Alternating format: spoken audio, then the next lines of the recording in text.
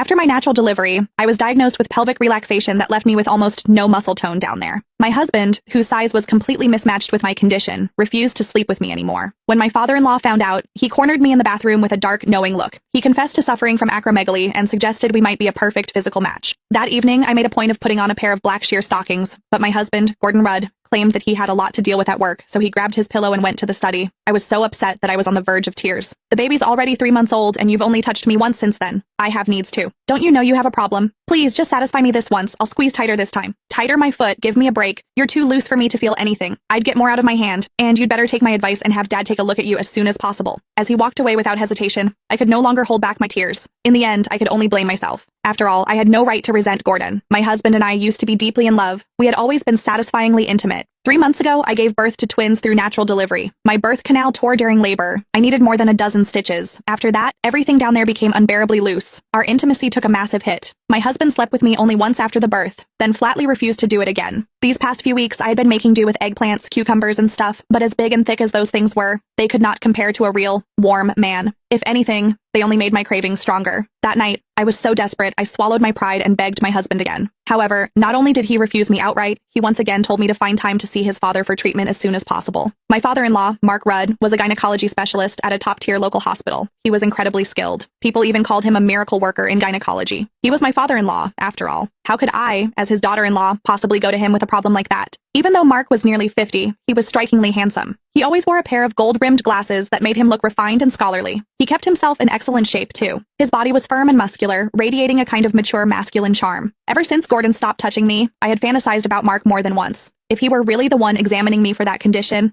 I would probably lose control and humiliate myself beyond belief. If that had happened, I would be too ashamed to even show my face in this house. While I was lost in my tangled thoughts, the sounds of intimacy drifted faintly through my in-laws' room next door. The noises were unmistakably heated. It was obvious that Mark had Janet pinned beneath him. He was thrusting hard. As Janet's breathless gasps and soft moans continued through the wall, I actually found myself feeling envious and jealous. If only I were the one underneath Mark. The thought sent what was left of my smoldering desire roaring back to life and burning hotter than ever. I could not help squeezing my thighs together and rubbing them against each other for friction. Just then, raised voices suddenly came from the room next door. Janet was loudly protesting. Mark's voice followed. He was coaxing her. I was stunned. Apparently, Mark was so vigorous that Janet could not handle it anymore. She refused to continue, no matter how much he lowered his voice and begged her. You're enormous, and you go on for over an hour every time. If you really want it that badly, go find a prostitute. God, over an hour, that must feel incredible. Some people were dying of thirst while others drowned. Mark's size and stamina were astonishing, yet Janet treated it like a burden. Meanwhile, I was empty and aching with need, yet Gordon would rather take care of himself than touch me even once. The world really was not fair. With a sigh, I climbed out of bed and padded miserably to the guest bathroom in the living room.